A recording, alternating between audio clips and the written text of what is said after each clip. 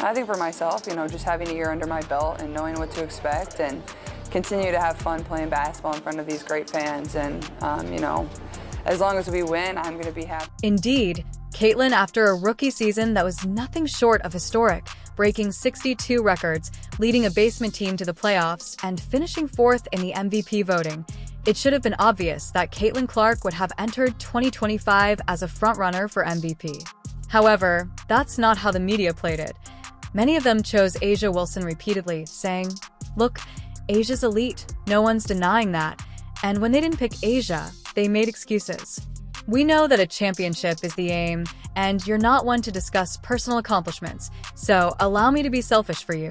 A couple of things. Do I expect A'ja Wilson to be A'ja Wilson again this year? Yes. But I also know there is such a thing as voter fatigue. The tide has now turned. There we are right there. Caitlin Clark is officially the favorite to win the most valuable player. Bet on FanDuel. Caitlin Clark is the frontrunner for MVP, ahead of A'ja Wilson and Visa Collier, according to MGM and now ESPN. How the turntables work isn't fan hype, it's Vegas, and the statistics shows that people are investing real money because they know it's going to happen. Yes! A new career high for Caitlin Clark. And after a year of backhanded compliments, eye rolls, and thinly veiled jealousy, you can sense the tone changing as the WNBA media realizes what the fans already knew. Caitlin Clark isn't just good, she's generational.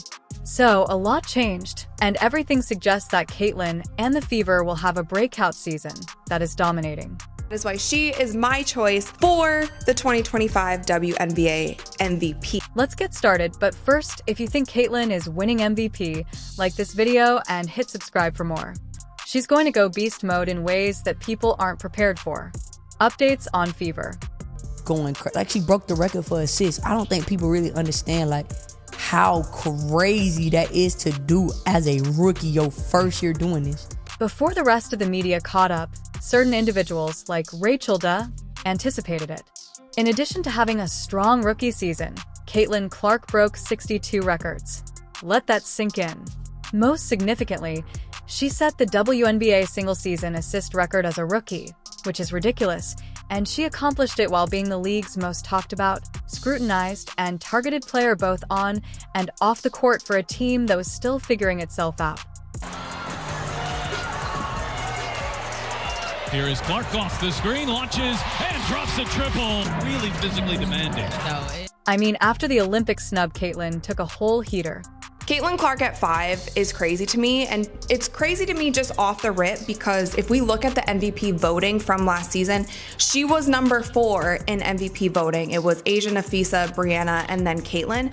From that point on, she scored 23 points per game while leading a team that had finished last the previous season to the playoffs, improving everyone around her, and doing it all in the most intense spotlight a rookie has ever experienced. Of course, all the signs pointed to her second season being even better, but some analysts claim she wasn't even a contender, according to Bleacher Reports. She was actually ranked 6th in the league going into 2025 by WNBA analyst Nukas Duncan. However, he chose to rank Alyssa Thomas, the player who only averaged 10.6 points per game the previous season, ahead of her. How can you be a top 5 player if you have not won a title? It's one of those things where people just haven't been ready to give Caitlin Clark her due. Duncan explains that ranking Caitlin higher felt premature, especially considering that she was ranked above players who had already won titles. Where have we heard that before? Oh, right. When ESPN declared that Caitlin Clark wasn't among the top 5 women's college basketball players of all time, despite the fact that she was the all-time top scorer, the face of a cultural movement, and the reason the championship game attracted more viewers than the men's. Hey, what happened? People simply haven't been willing to give Caitlin Clark the credit she deserves, but the same ESPN that previously excluded her from their collegiate GOAT list has named her the frontrunner for MVP, ahead of A'ja Wilson and Nafisa Collier. Let's face it, this is a 3-player race, and after Breanna Stewart, everyone else is pretty much out of the running. So, the question is, what happened? Well, a lot happened, and to be honest, they were all there months ago. The signs, the momentum, the roster moves, but once training camp started, everyone finally started seeing what Fever fans already knew.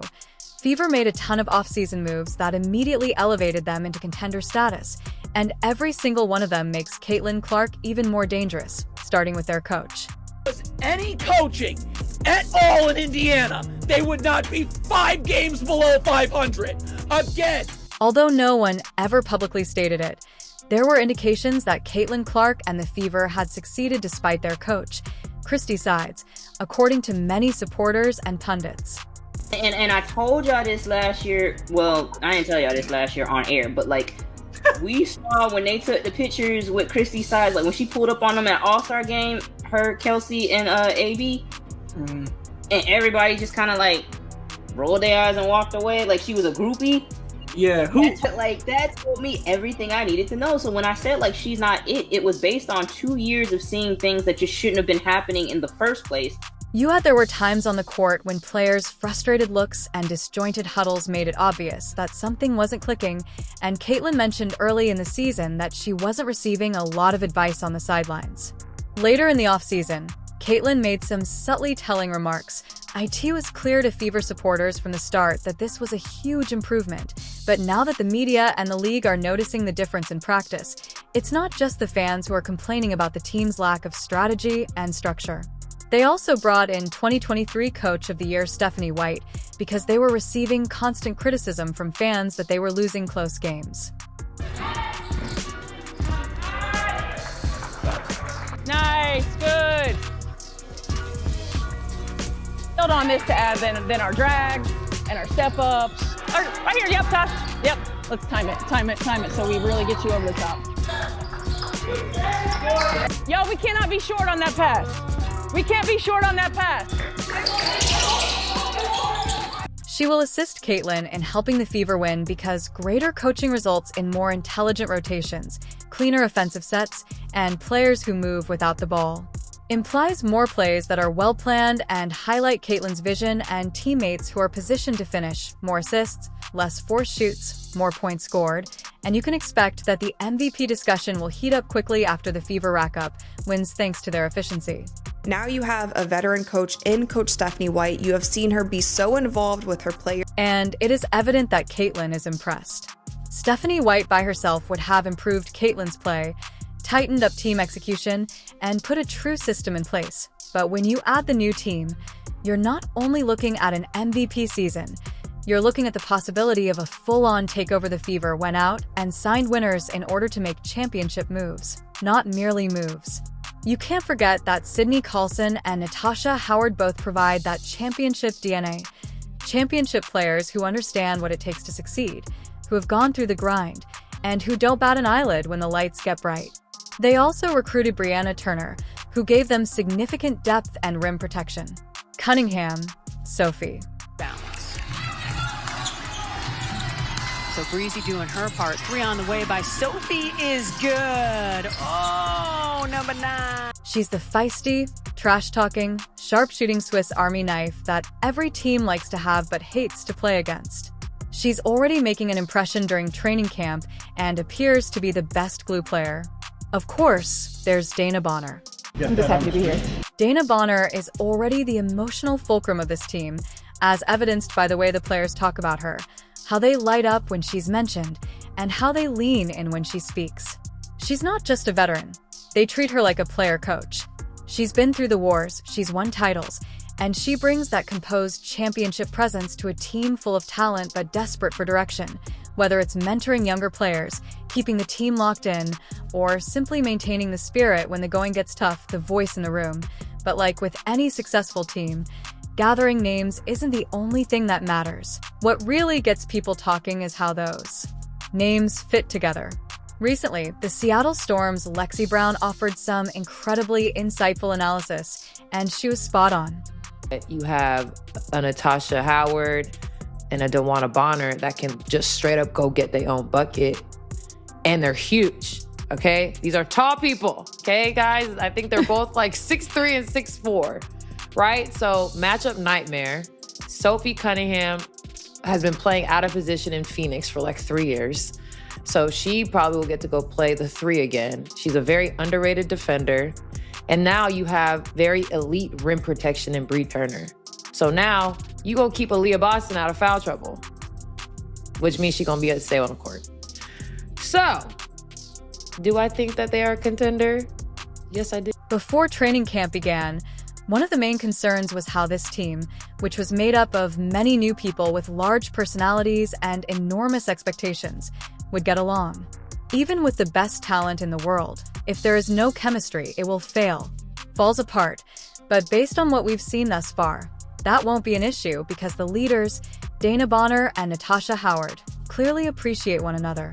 Stephanie White has established the tone, and it's clear that everyone else on the roster wants to be there, learn, and everybody knows we have so much talent, but at the same time, you got to put that together. It's not going to be all right, you have all these great players, you step out on the court, it's going to work. It's going to take a little bit of time to figure things out, figure out how everybody works with one another. So, DB's been tremendous, and obviously, not only as a leader, she's a tremendous basketball player too, and she's won championships. She knows what it is. So when she speaks, everybody listens. So I think that was a piece of the thing we were missing last year. We didn't really have that inside of our locker room. So just really grateful for that, and just the way she talks and she leads. For me as a second-year point guard, I want to win for her. This is the end of her career. She deserves it. I think the challenge sometimes for veterans when you come in is to grow the young ones in terms of their leadership. So being willing to help navigate, but also being willing to listen. And this group has been outstanding in that. And they just raise the intensity level. We have a core group that's pretty intense in general, but when you have players like DB and Tosh and Sid and Sophie that come in and just demand excellence daily, it just takes it to another level. But to be honest, I think everyone in here is just full of great energy. We know where we want to be at the end of the season, and so I think people are just coming in with a great mindset every day, wanting to learn, wanting to be the best teammate possible. And when I tell you it's a good, fresh breath of air, it is. And so you guys will see it soon. And that only includes the supporting characters. We haven't even discussed Caitlin, who has changed as a player from the previous season, and there's a reason for it. Caitlin, in her sophomore year, she's more seasoned. She has had time to rest. She's had time to really regroup and see exactly where she wants to go. Obviously, they have a ton of new players, new coach. She finally had a real break from her hectic schedule, going from college to pro ball to abroad, and just after a few months of golf interviews and possibly some beach time, there was undoubtedly a lot of training before the pictures were released. Caitlin Clark arrived at camp completely jacked, and while she certainly looks more menacing, she didn't simply relax, she reloaded. The true significance of this for her game is what will alter everything on the court, not its aesthetic value. Doubled off to Carter. Her jumper is good. Kennedy Carter now with 12 points off the bench. As I indicated in a previous video, Kennedy Carter's cheap shot wasn't merely a shady move. Rather, it marked a sea change for Caitlin Clark in the. She gained 2 pounds of muscle and significantly improved her game a month after it occurred. It was as if a switch had been flipped. She became stronger, more physically fit, and even more determined. 9-point lead, Clark a 3. Wheeler finds Clark from the logo. Her teammates have been gushing about her strength, confidence, and command of the offense. It's not just that she's bulked up. She's using that strength to control the game in a whole new way. And now that she's obviously been back in the gym, she looks locked in, and the results show that. I feel like everyone talks about it. I'll see it on social media. They'll be like, Caitlin has so strong muscles, and don't tell her I said that either. don't even mention that. Yeah. But I think her strength, she gets in the paint and she's able to bully her way in and finish strong at the basket. Everyone talks about, once again, her three-point shooting, and we've all seen her passing, but I think her ability to get downhill and really just stay on balance and score the ball, I think is going to be great this year too. Even though Caitlin will never say it aloud, winning an MVP award this season would mean the world. Not for the publicity or the trophy, but for what it would stand for. It would silence the haters for good. A Caitlin Clark MVP would be the final nail in the coffin for those who say her popularity is about anything other than her game, dismiss her dominance, and argue that the hype is fake and undeserved. The marketing campaign has already fired the first shot. It is audacious, unrepentant, and refuses to downplay what's happening. If you're still here, leave a basketball in the comments to say hello, and thanks for watching.